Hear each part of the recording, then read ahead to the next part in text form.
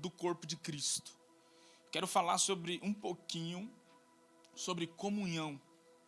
Aos olhos das Escrituras, aos olhos de Deus, da essência, a partir da essência de Deus, o que é a comunhão. E texto principal para a gente começar a falar sobre isso é o Salmo de número 133. São 3 versículos, eu quero ler com você. Amém? Diz assim: ó, como é bom e agradável viverem unidos os irmãos. É como um óleo precioso sobre a cabeça, o qual desce para a barba de Arão, e desce para a gola de suas vestes. É como o orvalho do Hermon, que desce sobre os montes de Sião. Ali, olha o final, ali ordena o Senhor a sua bênção e a vida para sempre.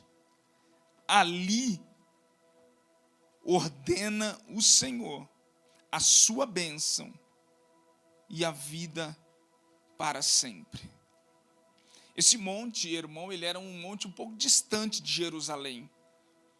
Mas só que as águas que desciam desse monte, ela regava toda Jerusalém. Era uma espécie de uma bênção, até comparada com o azeite que caía sobre a cabeça, que descia sobre a barba de Arão e que tocava as suas vestes. Entende? E ele começa falando, ó, como é bom, como é agradável viverem unidos os irmãos. Irmãos, eu percebo no decorrer dos dias que um dos lugares onde Deus mais trata os nossos corações é a igreja. Um dos lugares onde o Senhor mais ele trata o coração do povo, o coração das pessoas, é justamente a comunidade. É justamente o ambiente coletivo chamado igreja. Esse ambiente, ele é cura. Muitas pessoas se escandalizam, muitas pessoas se perdem nesse ambiente, ao passo que muitas pessoas são curadas nesse lugar. A igreja, nós chamamos de o corpo místico de Cristo. Quando na Bíblia, você vê em algum momento falando do corpo de Cristo, nós estamos falando da igreja, ok? O corpo místico é a igreja de Cristo aqui nessa terra. E o desafio da igreja, dia após dia, é se tornar um corpo saudável. É se tornar um corpo saudável. Porque o texto fala que há uma bênção específica, uma bênção gloriosa, quando os irmãos vivem em comunhão. Entende? Quando há uma comunhão verdadeira, a Bíblia diz que ali o Senhor ordena a bênção. Amém? Existe uma bênção que a comunhão gera nas nossas vidas. Bênção é essa que quando eu estou sozinho, quando eu vivo sozinho, solitário, eu não alcanço. Mas quando eu aprendo a viver em comunhão, eu alcanço. O desafio e o segredo do que nós falamos, do que é ser igreja, é aprender a viver em comunhão. E eu percebo, irmãos, como os crentes têm dificuldade de relacionamento. De se relacionar, de viver em comunhão, de respeitar uns aos outros, nas suas diferenças, naquilo que um contribui com o outro. Entende? E nós vamos perceber hoje como que a comunhão ela é saudável e ela gera cura, gera paz no coração de muitas pessoas, ao passo que muitas pessoas se frustraram. Se frustraram na igreja, se frustraram no corpo e elas se ausentam. Quem está sempre aqui com a gente sempre me vê falar uma historinha que muita gente ouve e eu gosto sempre de citar ela. O porco-espinho, na época do inverno, se ele se esconder ali na sua toca, se é que eu posso colocar como toca, se eles se guardarem ali na toca, É um lugar de muito desconforto, porque os espinhos começam a espetar um ao outro. Entende? Mas só que, se ele sair dali, ele morre congelado. Se ele ficar ali, ainda que tenha espinhos, que um se espeta com o outro, ali ele fica seguro. Ali ele se aquece. Ali é um lugar de segurança. Deixa eu te falar, igreja é isso. Igreja é isso. Não procure uma igreja perfeita, você não vai encontrar. Aqui não tem anjo. Aqui não tem seres espirituais, todo mundo santo. O pastor é santo, o pastor não erra. O fulano não erra. Não, igreja é um lugar de pessoas que estão buscando ser transformadas. Amém? Que estão buscando ser transformadas. Mas só que ao mesmo tempo, quando nós falamos sobre isso, nós precisamos prestar atenção, porque a Bíblia fala que todo aquele que serve a Deus, todo aquele que recebe a autoridade para ministrar a igreja, todo aquele que almeja o episcopado, ou seja, que almeja um cargo de liderança numa igreja, a Bíblia entrega critérios. A Bíblia entrega critérios e fala assim, é importante que o bispo seja irrepreensível, marido de uma só mulher, e ele começa a dar critérios. Ele não isenta a igreja, que a igreja pode fazer o que ela quer, mas ela fala que a partir do altar, de uma liderança saudável, uma liderança com um casamento saudável, com uma vida saudável, é o que se pede dele. E dos seus cooperadores, o que se pede é que eles sejam encontrados fiéis. Então, assim, igreja, ao mesmo tempo que ela é um lugar, a comunhão dos santos, um lugar de conserto, de construção, de restauração, o que Deus pede da igreja dele é fidelidade, é amor. Amém? O Salmo de número 42, o salmista entendeu a importância do que nós chamamos de comunhão, e ele está praticamente assim, meio que distante do lugar de Jerusalém, do lugar de comunhão, e ele expressa, irmãos, uma profunda tristeza, quando ele diz assim, meu coração se enche de tristeza. Por quê? Porque eu me lembro de como eu andava com a multidão dos adoradores. Em algumas versões ele fala na procissão, né? Andando ali.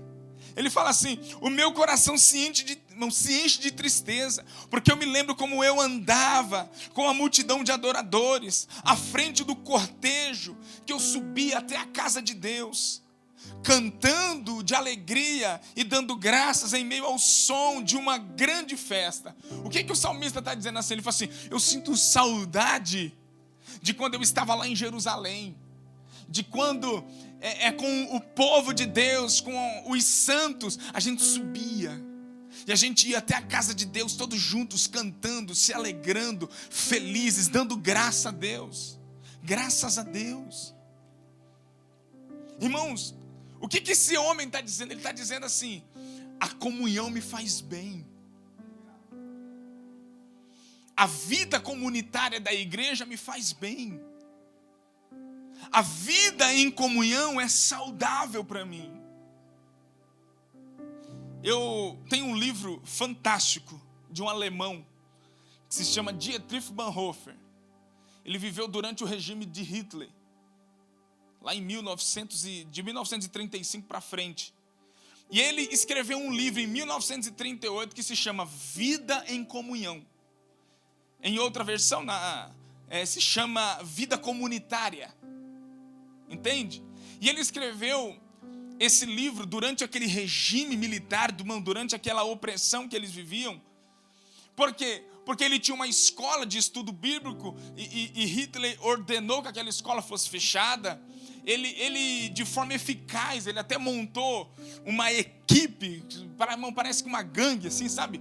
Para ir contra a ideologia de Hitler, de tudo aquilo que Hitler estava fazendo. Então ele mandou prender ele. Esse homem morreu aqui, irmão, enforcado com Hitler. Logo, os soldados de Hitler pedindo para ele negar Jesus, negue sua fé, negue Jesus, negue Jesus. E ele não negou, ele ficou de cueca, quase nu, num frio terrível, a ponto de ser enforcado. Ele declarou que Jesus era o Senhor dele, e ele não negou. Esse homem, quando ele se deparou com os cristãos sendo presos, quando ele se deparou que muitos pastores, amigo dele, durante aquele regime militar, estava sendo encarcerado, surgiu no coração dele de um dia escrever um livro que se chama Vida em Comunhão. E ele fala um pouquinho sobre isso quando ele diz assim: para os encarcerados, para os pregadores em terras pagãs, para os solitários nas dispersões, ou seja, muitas vezes quando Babilônia invadia Jerusalém, era uma dispersão terrível, os judeus iam para um lado, outro, eles ficavam em muitos lugares. Ele fala assim: para todo aquele que sabe que a comunhão é uma visível graça. Irmão, quando ele fala isso, ele estava se lembrando dos pastores que estavam encarcerados, privados da vida em comunhão do que chamamos o corpo de Cristo. A ponto de dizer que para o crente, a presença física de outros cristãos é fonte de incomparável alegria e encorajamento. Você precisa prestar muita atenção no que nós vamos falar aqui hoje. O que esse homem estava pregando, ele estava dizendo assim: para muitos homens, outros crentes, é questão de encorajamento. Viver em comunhão é encorajamento. Viver em comunhão é o maior desafio que nós temos. O maior desafio que nós temos é a vida em comunhão, é lidar com pessoas diferentes de nós, com pensamentos diferentes, com ideias, com atitudes, com personalidades, com temperamentos. E Deus nos fez dessa forma, com personalidades diferentes, com temperamentos. Um é melancólico, o outro é fleumático, o outro é sanguíneo, o outro é colérico. E como que você vai lidar com isso tudo? Você vê um sanguíneo lidando com um melancólico, um sanguíneo que nas suas palavras ele não mede esforços. Brutalmente em suas palavras ele ofende assim, ele é pontual com suas palavras. Para um melancólico que às vezes uma palavrinha já o deixa chateado e triste, choroso. Quando na verdade Deus nos construiu, Deus nos fez dessa forma e nos deu as escrituras para que possamos aprender a viver em comunhão. E eu venho percebendo, irmãos, que na nossa trajetória cristã, muitos não estão sabendo lidar com esse lugar. E muitos estão se perdendo. Muitos estão se perdendo. O que o salmista está dizendo é que ele sentia saudade. Ele tinha tristeza no coração quando ele vivia em comunhão. Quando ele desfrutava da comunhão. Porque a comunhão para ele fazia bem. A comunhão para ele, a comunhão do corpo de Cristo para ele fazia bem.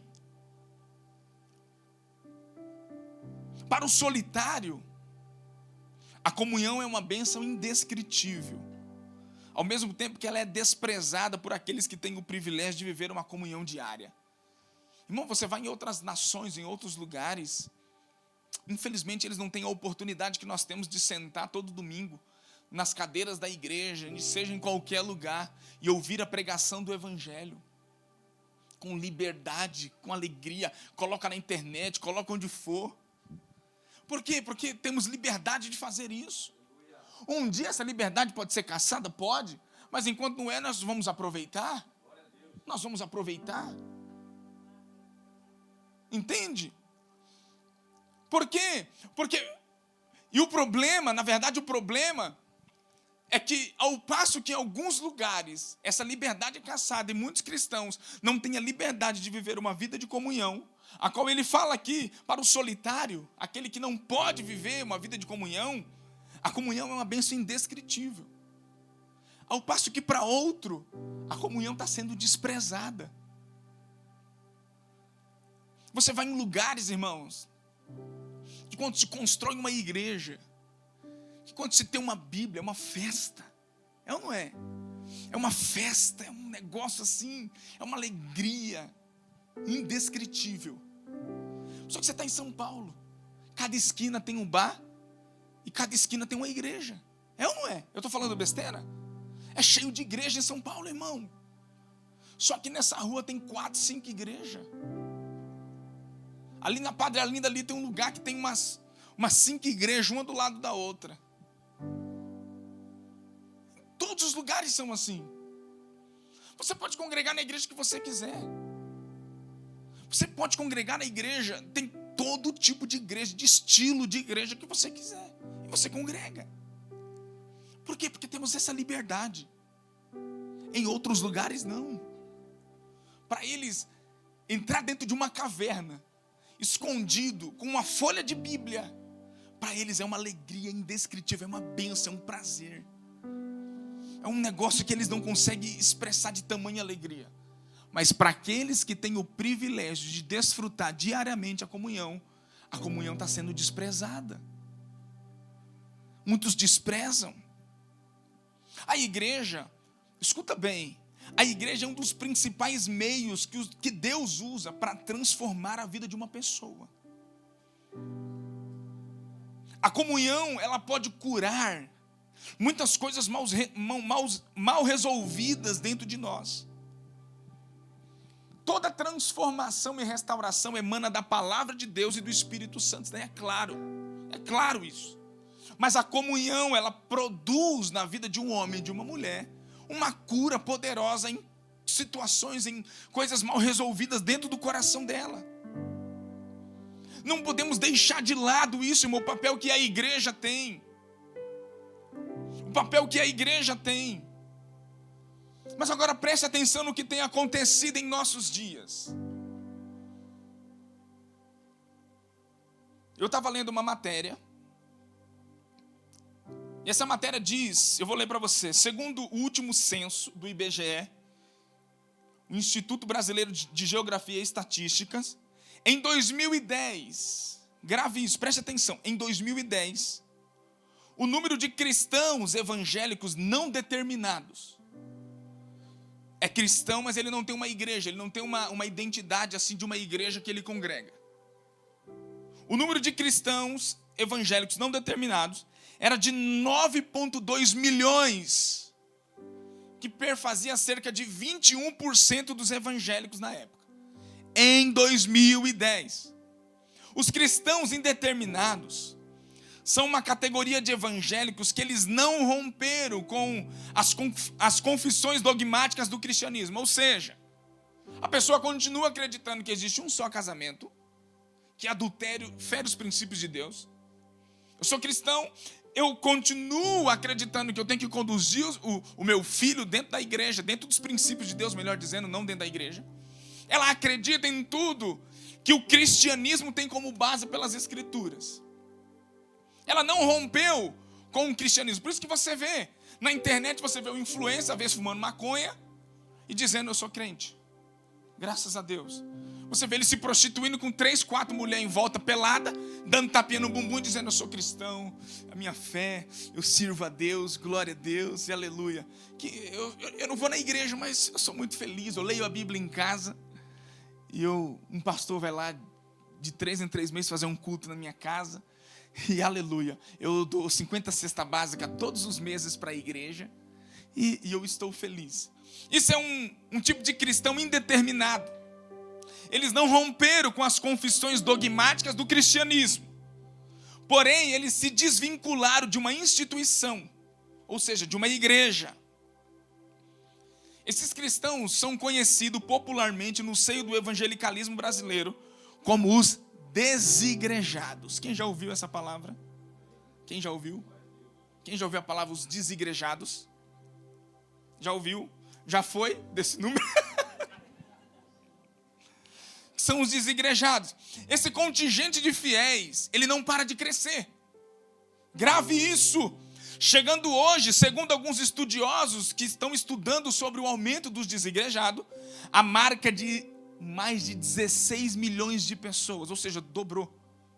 De 9 milhões, 14 anos, de 12, 13, 14 anos depois, de 9 milhões, pulou para 16 milhões de pessoas que não querem vínculo nenhum com a igreja. Não quero saber de igreja. Eu faço meu culto em casa, eu assisto de casa. Não quero saber de igreja. Quantos estão aqui comigo? Agora, entrou a minha matéria. Muitas dessas pessoas, elas tiveram decepções com líderes religiosos. Tiveram decepções com pastores. Se frustraram com a igreja. Suas expectativas não foram supridas pelo pastor, pela igreja, elas se frustraram. E isso as levaram simplesmente a viverem distante da comunidade.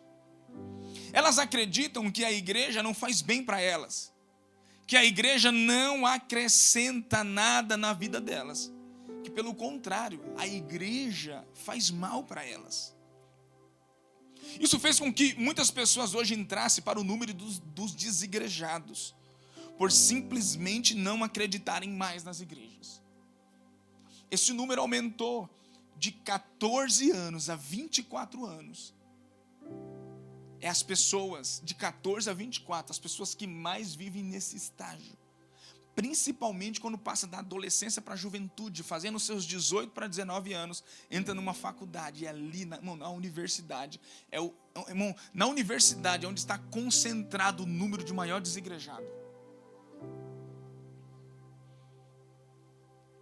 Uma das coisas que os desigrejados e a nossa geração mais jovem usam, porque você pode prestar atenção, a minha geração hoje de 30 para 32, 33, pastor, você pode ver que é a geração do momento. Tudo que você vê fazendo hoje, o rapaz tem 30, 31, 32, 33, 35. Quem falou 36? Bingo! Ganhou! Não, estou brincando. 36 é a idade do momento. Eles usam, a maioria deles estão fazendo da ciência a sua religião.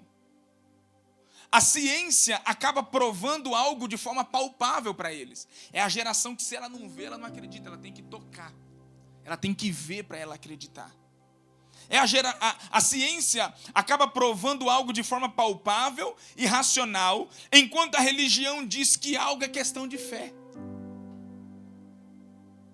Tem gente que, eu já conversei com um jovem, que ele vai falando, eu creio, mas quando chega na fé, ele fala, aí é a minha crise, eu não entendo o que é fé.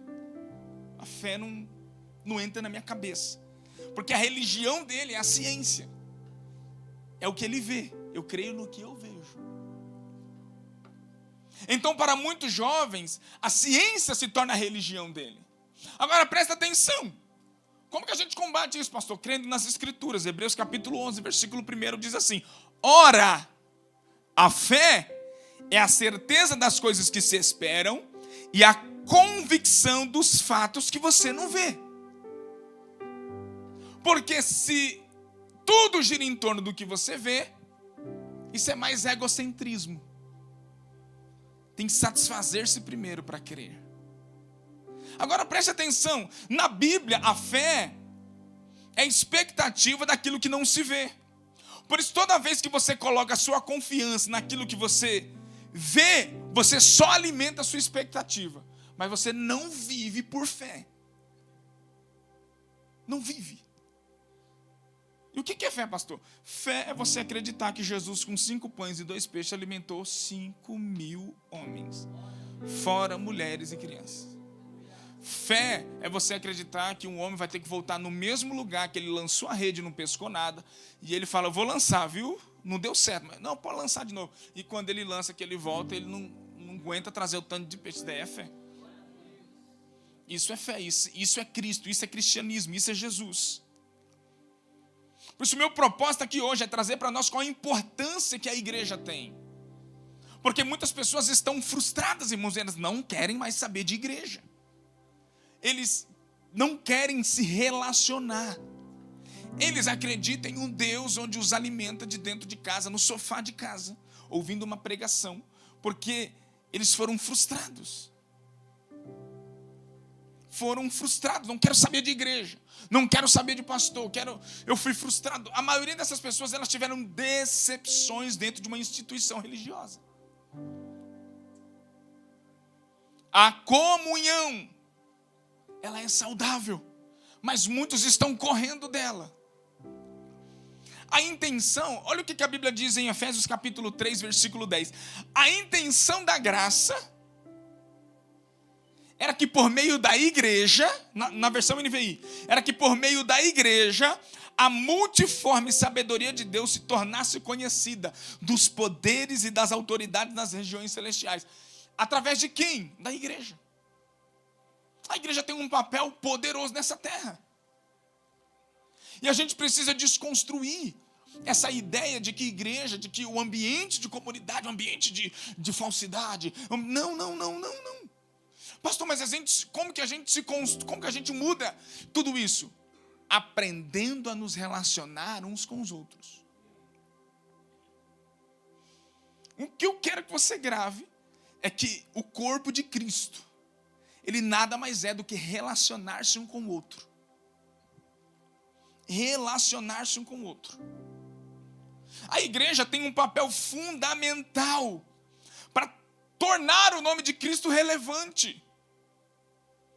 Por quê? Porque a expressão de Deus é coletiva, irmão. Não pense que Deus é um ser solitário, sentado numa cadeira, sem saber o que fazer da vida, solitário, abandonado, sozinho, cabisbaixo, depressivo, como se... Não, Deus não é isso. A Bíblia apresenta Deus como algo coletivo. A primeira aparição do nome de Deus na Bíblia é Elohim, que quer dizer seres divinos. Gênesis capítulo 1, versículo 1. No princípio criou Deus os céus e a terra. Se você vai para o original e você coloca lá na palavra Deus, aparece Elohim. Aparece que Deus, quando criou os céus e a terra, Ele não criou sozinho, Ele estava acompanhado. Deus não vive sozinho. Deus odeia a solidão. Deus é pluralista. Ele não é socialista e nem comunista. Mas Deus, Ele não vive só. Deus não está sozinho. O desejo de Deus é que eu e você aprendamos a viver em comunhão uns com os outros. Deus não aparece sozinho, irmão, na construção de nada. O nome de Deus aqui aparece no plural. Para matar isso, Gênesis capítulo 1, versículo 26, o que diz? E disse Deus, leia aqui comigo, 1, 2, 3, foi! E disse Deus,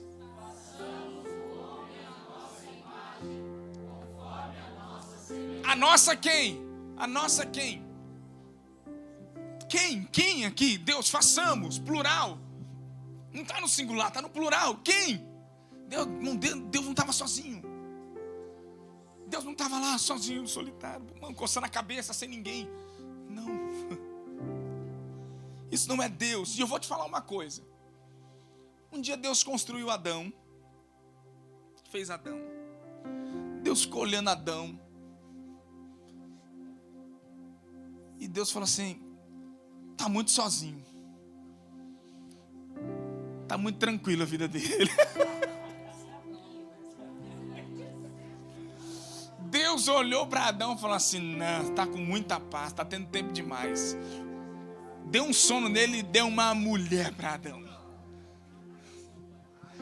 Acabou. Não, estou brincando. A Bíblia diz que quem acha uma mulher, quem casa-se com uma mulher, encontra uma coisa boa. Então assim, preste atenção. Deus viu o sossego de Adão, incomodou Deus, irmão. E Deus falou assim, não é bom que o homem esteja... Olhe por cima e fala assim, irmão, não é bom. A vida em comunhão, viver em comunhão é saudável. A solidão não é boa. Agora, irmão, pensa comigo. Eu quero que você pense em cada detalhe das escrituras. Domingo que vem nós pula e sapateia no fogo, tá bom?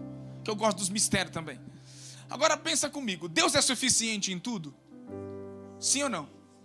Por que um Deus que descia todos os dias para falar com Adão percebeu que Adão não estava completo e nem satisfeito?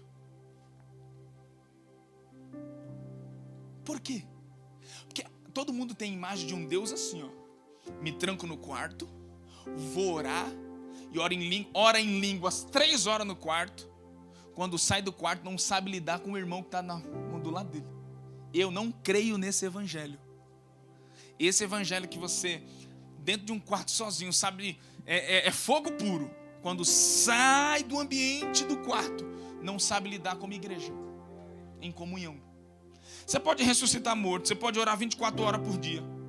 Mas se você não sabe lidar em vida em comunhão, você não conhece a essência de Deus. Porque a essência de Deus é família.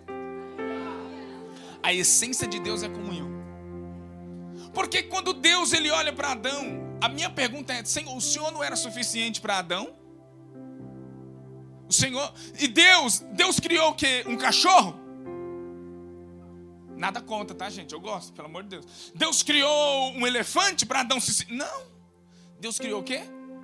Outra gente. Desculpa a palavra, mas outra pessoa. Não existe, irmão. Se você quer servir a Deus, você vai ter que aprender a amar pessoas. Se você quer servir a Deus, você vai ter que aprender a perdoar. Nós vamos ter que aprender a perdoar, a amar, a abraçar. Vamos ter que aprender. Senão, não é Ele que nós servimos. Não. Isso é o que tem acontecido e o número dos desigrejados aumenta por conta disso. Porque não sabe viver em comunhão. Porque dentro da igreja as coisas têm que ser do meu jeito. Que em casa, a criança cresce em casa acostumada a fazer do jeito dela. Quando ela chega no lugar onde as coisas não são feitas do jeito dela, ela se frustra e vai embora. Eu vou para a igreja tal. Ah, mas aqui Deus, as coisas não é feitas do jeito que eu creio na Bíblia. Eu vou para outra. Ah, mas aqui também as coisas não é feitas do jeito que eu creio. Aí eu vou para outra. E aqui as coisas não é feitas por quê? Porque ela está em constante frustração. Porque nunca é feito do jeito que ela quer. Aí a pergunta é, mas quem diz que tem que ser do seu jeito? Quem diz que tem que ser do seu jeito? Deus, quando Ele... Presta atenção. Presta atenção. Tome cuidado com as pessoas que são super espirituais em seus quartos de oração. Como diz o pastor Telmo. Tem muita gente que ora em línguas no domingo, mas não segura a língua na segunda. O evangelho é mais do que você ficar 24 horas por dia orando em línguas. É mais. O evangelho é aprendermos a lidar como corpo de Cristo. Quem cuida da igreja é o pastor?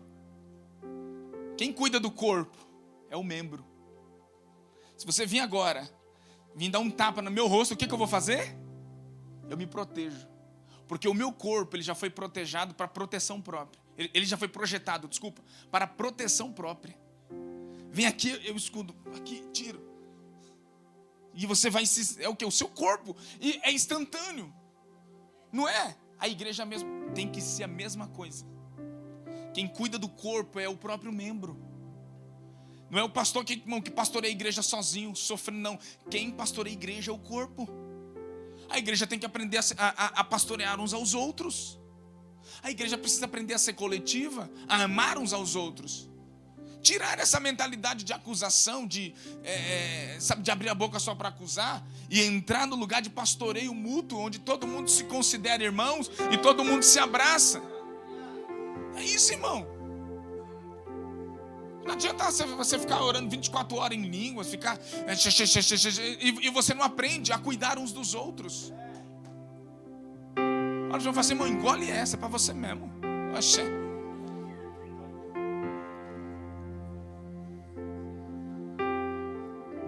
Pessoas que se demonstram profundidade espiritual no quarto, mas são rasos nos seus relacionamentos com outras vidas. Não. São profundas no orar em línguas e rasas quando elas vão edificar. As suas palavras mais ferem do que edificam. Pisa no meu calo para você ver. Vai se converter, irmão. Vai buscar Jesus e ter mansidão no seu coração. Mansidão no seu coração para que Jesus entre na sua vida. Porque você tem que ser crente de verdade. Não é só oba-oba, não. É isso, irmão. Não adianta você passar horas no seu quarto orando. E o problema dessas pessoas é que elas passam 2 horas orando e elas não param 5 minutos para ouvir o Espírito Santo no quarto. Elas falam e não deixam Deus falar. Porque se Deus falasse, ela saía diferente. Eu não acredito no evangelho, irmão, que ele é só para você. Que quando você se levanta da sua cama na segunda-feira, aquilo não se estende para o próximo, não se estende, aquilo não toca a vida de ninguém, aquilo é só para você, só para sua casa. Tem que sair desse lugar de passividade espiritual e ser liberto. Pastor, mas como que eu faço para ser liberto? Eu vou para 7 semanas de libertação com a Neuza e Tioca. Não, vai para a vida de comunhão. Vai para a vida em comunhão. Vai lidar com aquela pessoa que às vezes fala errado com você, e você vai ter que chegar nela e falar assim: irmão, não fala assim. Ou então, quantas vezes você também falou errado, e você vai ter que aprender a pedir perdão, vai ter que aprender a perdoar. É a vida da igreja, é comunhão. É isso que forja o caráter. Não, é muito mais fácil ir para casa e dizer: agora eu congrego em casa, se privando da vida de comunhão da igreja. Porque ela fala: não, na igreja tem muita coisa ruim, na igreja tem aquilo. Não, deixa eu te falar. Igreja é o corpo de Cristo. Igreja é o corpo de Cristo. A igreja é pura, a igreja é santa. A igreja de Cristo, ela é santa, ela é pura, ela tem Cristo como Senhor. Agora, infelizmente, a instituição é o que muitas das vezes atrapalha a igreja. Não há nada de errado com a instituição. A gente precisa da instituição, mas a igreja é o corpo de Cristo. O cabeça é Cristo. E nós, como membros do corpo de Cristo, devemos cuidar uns dos outros. Irmãos, eu vejo tanta coisa. Eu vejo tanta crente na internet que vive de mão de oba-oba, de línguas estranhas, de mistério, de revelação. Não tenho nada contra isso. Também eu tenho dons para isso. Mas tem hora, irmão, que você precisa... A igreja não tem que ser edificada. A maioria desses crentes, eles não leem Bíblia. A maioria desses crentes não fala com a sogra. É intrigado da sogra. Conheço, irmão.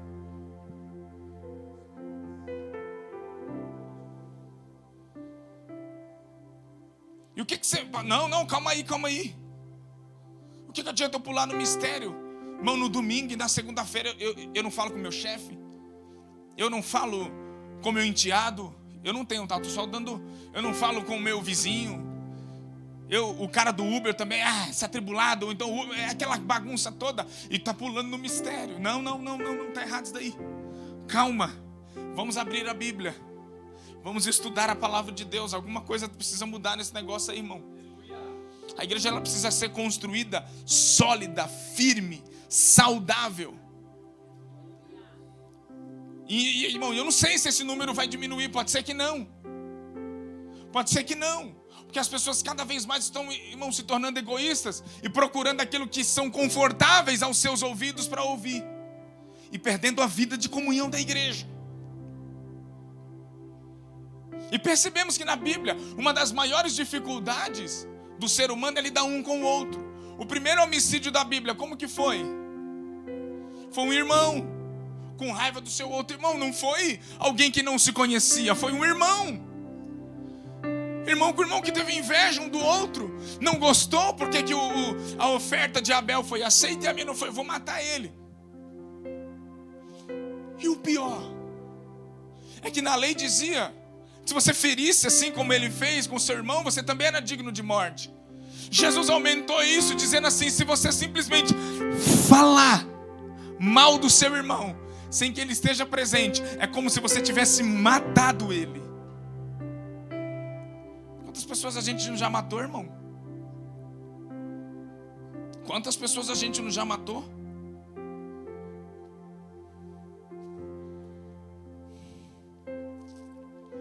Vou te falar uma coisa. Deus é suficiente em tudo. Mas existem curas na sua vida que Deus não pode fazer pela forma que você espera. Essa cura vai vir no corpo, na comunhão, no partir do pão. Porque você precisa entender que até a comunhão é uma forma de devoção a Deus. Aquilo também glorifica o nome dele. Tem coisa que você vai orar pedindo a vida inteira: Senhor, me cura, me cura. Levanta daí, sai do seu quarto, vem para a comunhão, vem aprender a amar. Bom, quando você orar pedindo paz, Deus vai pôr na sua vida alguém atribulado que tira a sua paz.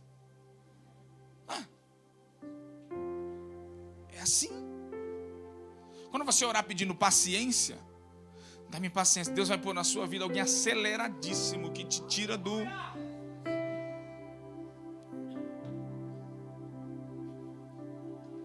É assim.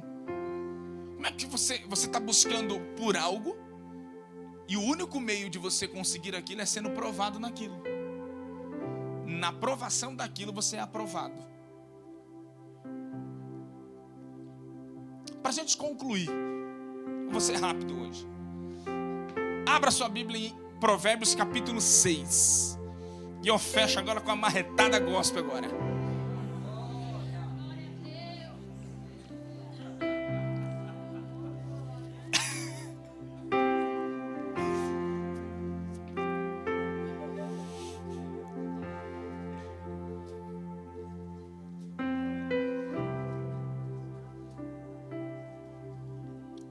Eu queria que você entendesse, a minha pregação aqui hoje não é que você tem que estar na igreja de domingo a domingo, não estou falando sobre isso não. A gente precisa aprender a estar em comunhão. A comunhão nos priva, nos guarda, nos cura, nos transforma. Tem muita coisa que a vida em comunhão gera em nós. Leia esse livro, Dietrich Bonhoeffer, Vida em Comunhão. Leia. Vai ser bom. Leia outro livro fantástico que nós estamos estudando aqui com os homens, Relacionamentos de Aliança. Pensa. Um dos livros que eu já li uma vez, estou lendo pela segunda com os nossos irmãos aqui, e toda vez que você lê, você apanha. Porque esse livro trata até quando você diz assim para alguém: ó, amanhã eu vou lá na igreja com você. Aí você fala: tá bom, vai, vou. Quando, né, eu vou. Quando chega no dia, não vou, porque aconteceu um problema.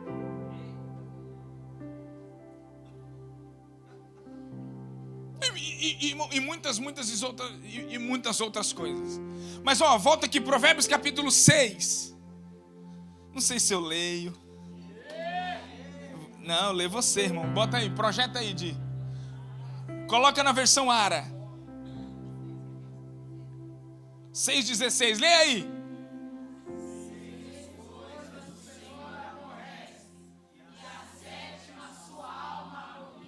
A palavra abomina, em outra versão fala, ele odeia. A sétima coisa Deus odeia. Vamos lá. Primeiro, olhos altivos, língua mentirosa, mãos que derramam sangue inocente, coração que trama projetos iníquos, pés que se apressam a correr para o mal, testemunha falsa que profere mentira. Sétima.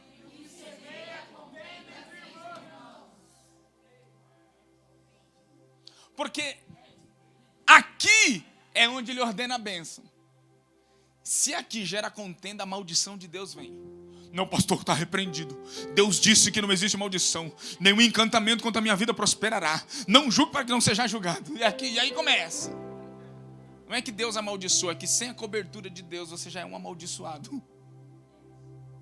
É isso. Não é que Deus me amaldiçoa, é que sem a cobertura dele, sem andar na obediência dele, automaticamente eu estou amaldiçoado. Porque, deixa eu te falar, o muro, que tem gente assim, que fica em cima do muro, não sabe se eu sou crente, o muro quem construiu foi o diabo. Ou você é de Deus, então você é do capeta. Se você não se declara 100% de Cristo, você é do capeta. Então 6 coisas Deus abomina. A sétima Deus odeia. Qual que é a contenda entre os irmãos? Por que ele odeia? Porque ali é o lugar da bênção, não é o lugar da maldição. Ali é o lugar onde ele ordena a bênção. A vida em comunhão é saudável, é cura para o corpo. E eu não posso fazer da vida em comunhão, da igreja, da comunhão do corpo de Cristo, um lugar de contenda. Porque Deus odeia quando eu semeio contenda entre os irmãos. Amém? Então grave, aprenda, vamos aprender a viver em comunhão, vamos aprender a nos relacionar. Ah, pastor, mas eu fui frustrado, eu fui traído. Perdoe. A porta para que você tenha relacionamentos saudáveis à sua volta é a partir do momento que você perdoa e libera quem te feriu. A partir dali você começa a construir relacionamentos saudáveis. Muitas pessoas não têm amigo na sua vida, irmão. Por que não tem amigo? Porque ela foi frustrada. O sábio constrói amigos. Quem é sábio constrói. A Bíblia fala assim: com as riquezas granjeai amigos com as riquezas injustas. Porque nos dias difíceis eles vos receberão nos tabernáculos eternos. É o que a Bíblia diz. Então quando você constrói à sua volta pessoas com relacionamentos saudáveis, Lá na frente, um dia você vai precisar, elas vão te proteger financeiramente, espiritualmente. Ah, pastor, mas deixa eu te falar, eu já tentei fazer isso, eu já fui um monte de vezes traído. É risco. Construir relacionamentos saudáveis é risco de algum momento ser frustrado. Pastor, se você já foi frustrado, já. E o que você fez? Passa a bola, arrumar, irmão. Vamos para a próxima. Ah, mas uma hora dá certo. A hora que dá certo já era. Eu tenho amigo, irmão. Minha casa tem amigo. Eu já entrei, não em coisas assim, mas eu já precisei de momentos de socorro. Quem me socorreu foi os meus amigos. Os amigos me socorreram. E eu quero muitos amigos. Eu quero ser igual o pastor Luiz Hermínio. Ele chega na Europa, tem amigo. Chega na África, tem amigo. Ele dá um telefonema daqui para não sei para onde, tem amigo. Djalma, ele dá um telefonema lá para o fim do mundo, tem amigo. Estou precisando disso. Não, lá nas Europa tem um cara que vai te ajudar. Eu falo, meu Deus. Porque é um cara que constrói relacionamentos saudáveis. Está sozinho, solitário? Bota Provérbios 18 para mim. Provérbios capítulo 18.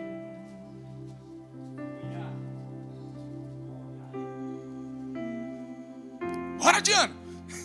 Tô brincando. Ela falou, pastor, pelo amor de Deus, pastor, não me acelera hoje não. Tô brincando. Não, na versão Aro, o que está escrito? Vamos lá, lê comigo, 1, 2, 3. O solitário insurge-se contra a verdadeira. Coloca na NVT. Lê aí, irmão.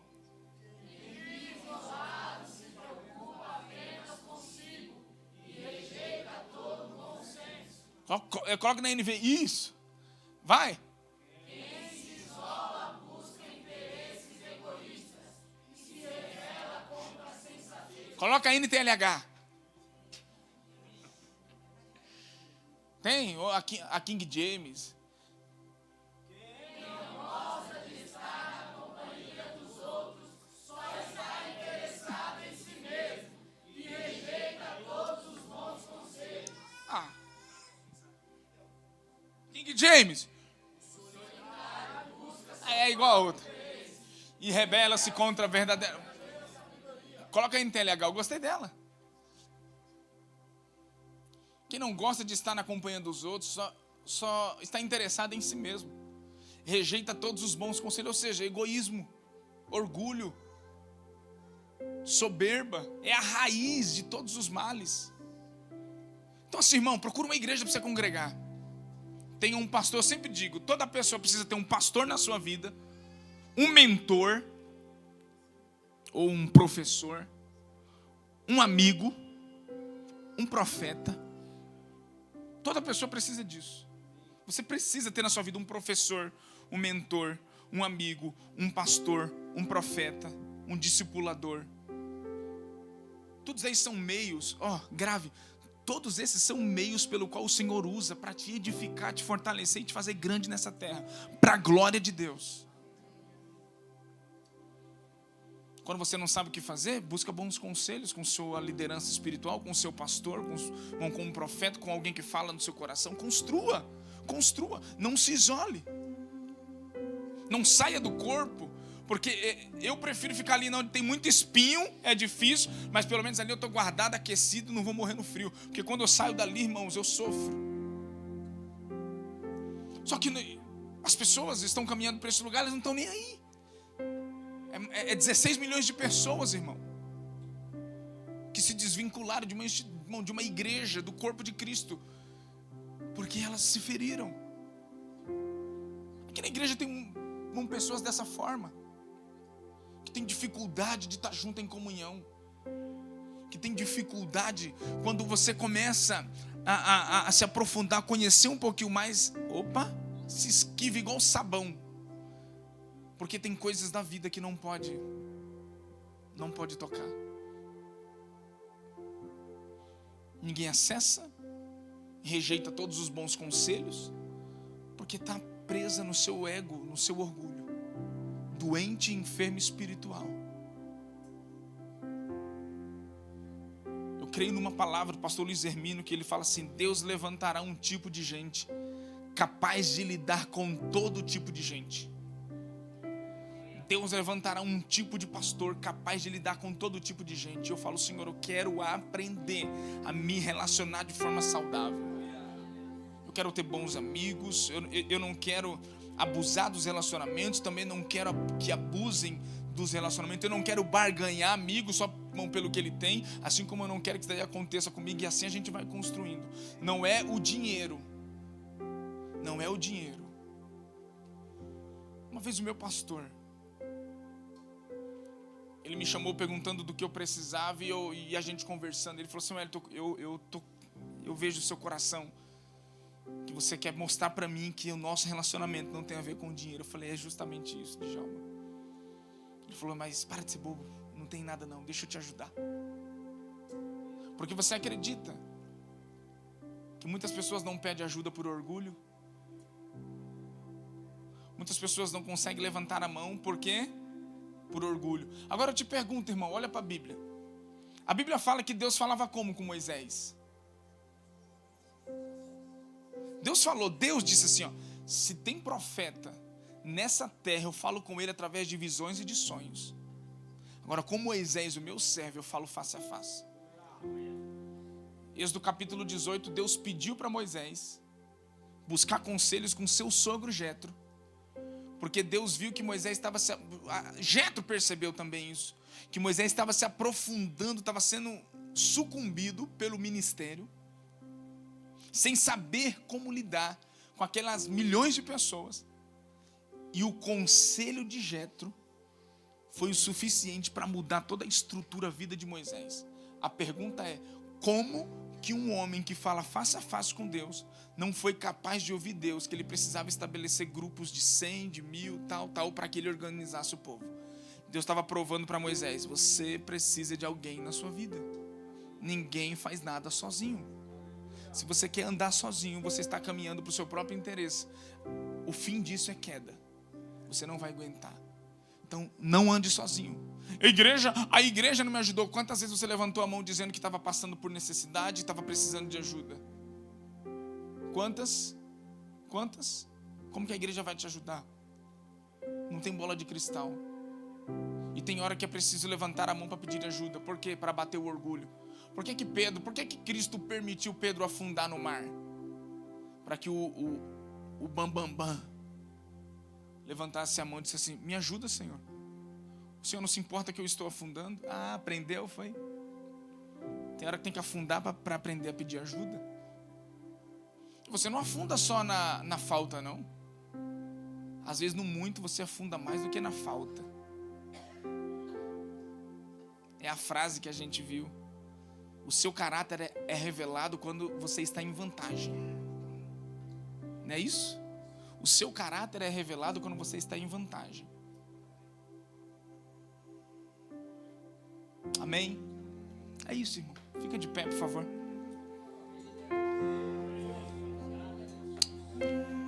Receba isso. Vamos adorar um pouquinho Jesus. Ele está aqui. Obrigado, Espírito Santo. Nós vamos declarar, Senhor, que nós precisamos de você para tudo. Nós não conseguimos lidar com a igreja, lidar com pessoas sem que o Senhor nos conduza. Jesus.